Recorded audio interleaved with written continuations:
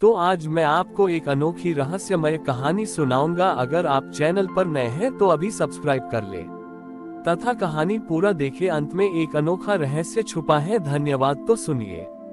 हिमालय की एक अनाम घाटी में वरुण नाम का एक बांसुरी वादक रहता था।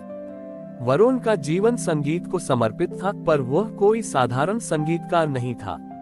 उसका मानना था कि इस संसार का सबसे शुद्ध संगीत वह है जो कानों से नहीं, आत्मा से सुना जाता है।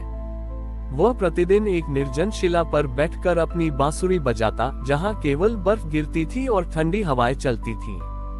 वरुण की एक ही इच्छा थी, वह महादेव के लिए एक ऐसी धुन रचना चाहता था जिसमें संपूर्ण ब्रह्मांड का सार हो। उसने वर्षों अभ्यास किया, दुनिया भर के राग सीखे, लेकिन जब भी वह बांसुरी बजाता उसे लगता कि कुछ अधूरा है। वह दुखी होकर कहता, प्रभु, मेरे स्वर आपके चरणों तक पहुंचने के योग्य क्यों नहीं बन पा रहे। एक दिन उस घाटी में एक सिद्ध महात्मा आए। वरुण ने उनके चरणों में गिरकर अपनी व्यथा सुनाई। महात्मा ने मुस्कुरा कहा, पुत्र, तुम स्वर तो सुंदर पैदा कर रहे हो, लेकिन तुम दो स्वरों के बीच के मौन को भूल रहे हो। संगीत शब्दों में नहीं, उस खालीपन में छिपा है जहां महादेव वास करते हैं। वरुण को बात समझ नहीं आई। उसने फिर से प्रयास किया, पर इस बार उसने बजाना शुरू करने से पहले महादेव का ध्यान किया। अचानक उसकी बांसुरी का एक छेद बंद हो गया, फिर दूसरा, और अंत में बांसुरी टूट गई।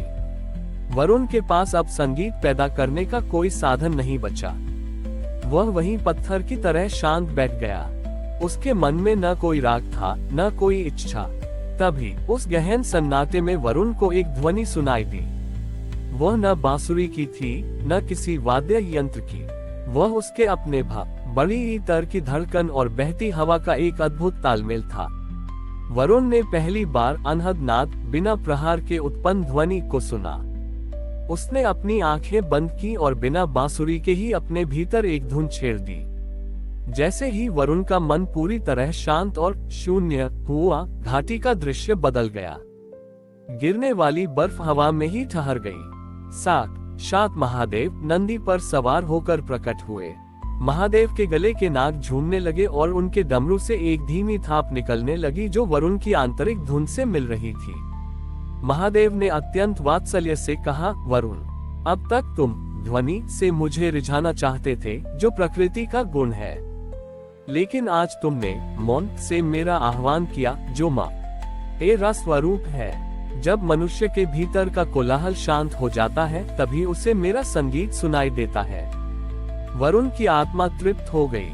उसने समझ लिया कि सबसे बड़ी कला वह है जिसमें कलाकार खुद को भूलकर शून्य हो जाए।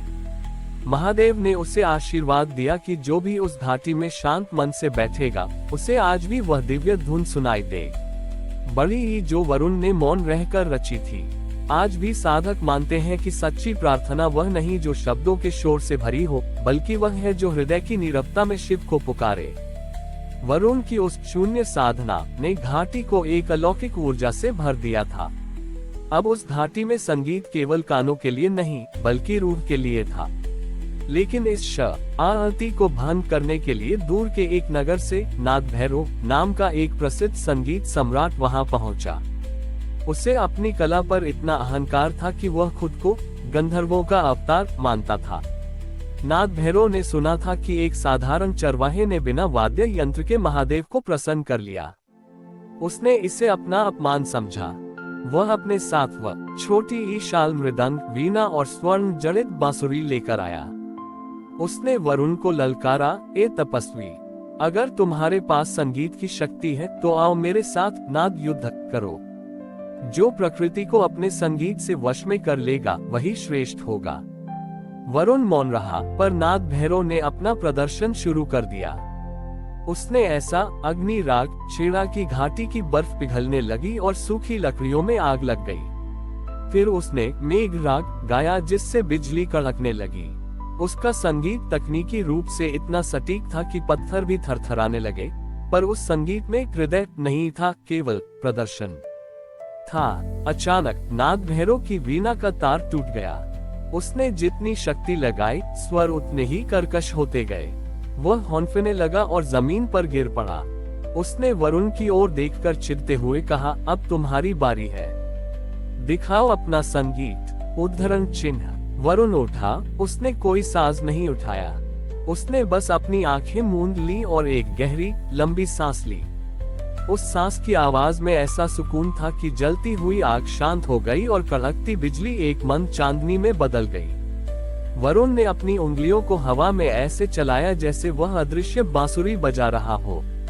आश्चर्य की बात यह थी कि वरुण के होठों से कोई आवाज नहीं निकल रही थी, लेकिन वहां मौजूद हर जीव को अपने भीतर एक धुन सुनाई देने लगी। वह धुन हर व्यक्ति के लिए अलग थी, दुखी को सांत्वना देने वाली, प्यासे को तृप्ति देने वाली और क्रोधी को शांत करने वाली। तभी नाग भैरव ने देखा कि वरुण के पीछे साक्षात महादेव का साया खड़ा था। महादेव ने अपनी उंगली वरुण के कंधे पर रखी थी। नाग भैरव को बोध हुआ कि वह अब तक स्वयं को सुन रहा था, जबकि वरुण शिव को सुन रहा था। महादेव की वाणी हवा के झोंकों के साथ गूंजी। ग्रेटर देन नाग भैरव, तुम्हारा संगीत संसार को बांधता है, जबकि वरुण का संगीत संसार को मुक्त करता है। कला का उद्देश्य अहंकार को बढ़ाना नहीं, बल्कि उसे विलीन करना है। जो शून्य होना सीख जाता है, मैं स्वयं उसका वाद्य यंत्र बन जाता हूँ।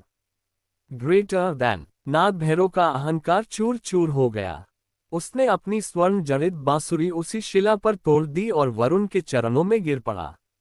उसने अपना सारा नाम और यश त्याग दिया और वहीं शून्य की साधना करने लगा। आज भी उस घाटी में एक रहस्यमयी घटना घटती है। यदि आप वहां जाकर पूरी तरह मौन हो जाएं, तो आपको हवाओं में वह अदृश्य यह बांसुरी सुनाई देती है। लोग कहते हैं कि वह वरुण नहीं, बल्कि स्वयं महादेव हैं, जो अपने भक्त के प्रेम में आज भी मौन का संगीत बजाते हैं। हमारी और भी आध्यात्मिक एवं अनोखी कहानियां देखने के लिए हमारे चैनल पर जाएं तथा धार्मिक एवं पौराणिक अनोखी कहानियां हमारे चैनल पर है। कृपया जाके देखें तथा हमारे चैनल को सब्सक्राइब करके रखें और वीडियो लाइक जरूर करें। धन्यवाद।